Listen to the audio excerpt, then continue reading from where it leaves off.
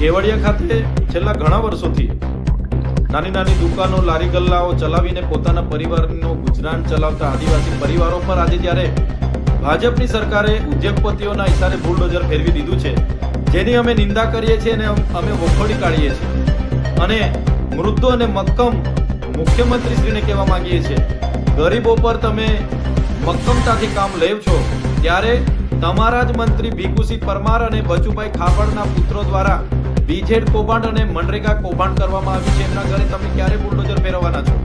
સાથે સાથે અમે ભાજપની સરકારને કહેવા માંગીએ છીએ, આ એ સ્થાનિક લોકો છે જેમણે નર્મદા પરિયોજનામાં પોતાની જમીનો ગુમાવી છે, પોતે સમાજ સંસ્કૃતિ અને ગામ સાથે છીનભીન થઈને અહીંયા વસેલા લોકો છે અને તમારા સ્ટેચ્યુ ઓફ યુનિટીના લોકાર્પણમાં તમારા દેશના વડાપ્રધાને રોજગારી સ્થાનિકોને મળશે એવી મોટી મોટી ભાંગા ફોજદારી અહીંયા કરી હતી. તમારા સ્થાનિક સાંસદ અને ધારાસભ્ય એકતા રથ લઈને ગામડે ગામડે રોજગારીની મોટી મોટી વાતો કરતા હતા. આજે કઈ ગુફામાં સાંસદ અને ધારાસભ્ય છે? કેમ બોલતા નથી? સ્થાનિકોના પ્રતિનિધિત્વ કરવા માટે તમને ચૂંટેલા છે. ત્યારે સવાલ હવે એ થાય છે, અમે વિકાસના બિલકુલ વિરોધી નથી, પણ આદિવાસીઓના ભોગે વિકાસ થાય છે અને આદિવાસીઓને ત્યાંથી છિન્ન ભિન્ન કરવામાં આવે છે, એમાં અમે ક્યાંય સહમતિ આપવાના નથી.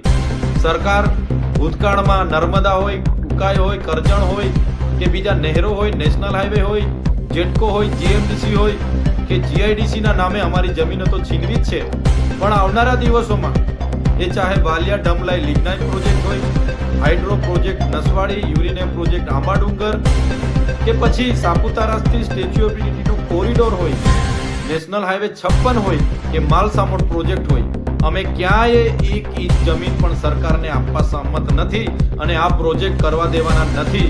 જ્યારે કેવડિયાના લોકો પર તમે બુલડોઝર ફેરવ્યો છે ત્યારે અમે સરકારને પણ કહેવા માંગીએ છીએ, આખા દેશ અને ગુજરાતના આદિવાસીઓ એમની સાથે છે. આવનારા દિવસોમાં તમારી જે માનસિકતાઓ છે, આદિવાસી વિરોધી માનસિકતાઓ સામે અમે લડવા માટે સડકથી લઈને સદન સુધી અમે લડીશું, અમે ન્યાયિક રીતે પણ લડીશું અને તમને જળમૂળથી ઉખાડી દેવા માટે પણ આદિવાસી સમાજ એક દિવસ બહાર આવશે. તે દિવસો હવે દૂર નથી. જય આદિવાસી, જય જોહાર.